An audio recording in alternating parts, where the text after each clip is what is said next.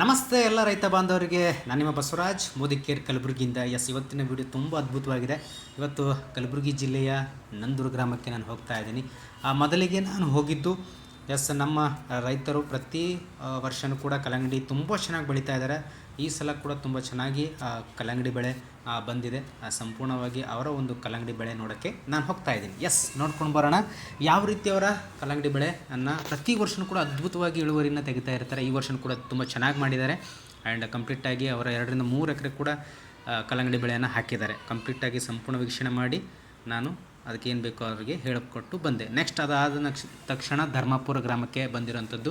ಇಲ್ಲಿ ಶಿವಶರಣಪ್ಪ ಅವರ ಒಂದು ಹತ್ತಿ ಬೆಳೆ ಎಡೆ ಹುರಿತಾ ಇದ್ದರು. ಸಂಪೂರ್ಣವಾಗಿ ವೀಕ್ಷಣೆ ಮಾಡಿ ಕಂಪ್ಲೀಟಾಗಿ ಯಾವ ರೀತಿ ಅದನ್ನು ಮುಂದೆ ಸ್ಪ್ರೇ ಬರುತ್ತೆ ಅನ್ನೋದು ಕಂಪ್ಲೀಟಾಗಿ ವಿವರಿಸಿ, ಮತ್ತು ನೆಕ್ಸ್ಟ್ ನಾವು ಅದಾದ ನಂತರ ಸೀದಾ ನಾವು ನಂದೂರು ಗ್ರಾಮದ ಬಸವರಾಜ್ ಸರ್ ಅವರ ಬೆಳೆಗೆ ಬಾಳಿ ಬೆಳೆಗೆ ನಾವು ನಮ್ಮ ಮೋದಿಕೇರ್ ಸಂಜೀವಿನಿ ನೀಡಲಾಯಿತು. ಇನ್ನಷ್ಟು ಹೆಚ್ಚಿನ ಮಾಹಿತಿ ನನ್ನ ಸಂಪರ್ಕಿಸಿ. ಆ್ಯಂಡ್ ಕಡಿಮೆ ಖರ್ಚಿನಲ್ಲಿ ಹೆಚ್ಚಿನ ಒಂದು ಇಳುವರಿ ತೆಗೆಯೋಕ್ಕೆ ಸಹಕಾರಿಯಾಗುತ್ತೆ. ಆ್ಯಂಡ್ ಈ ಒಂದು ವಿಡಿಯೋನ ಪ್ರತಿಯೊಬ್ಬ ರೈತ ಬಂದರೂ ಶೇರ್ ಮಾಡಿ. Thank you.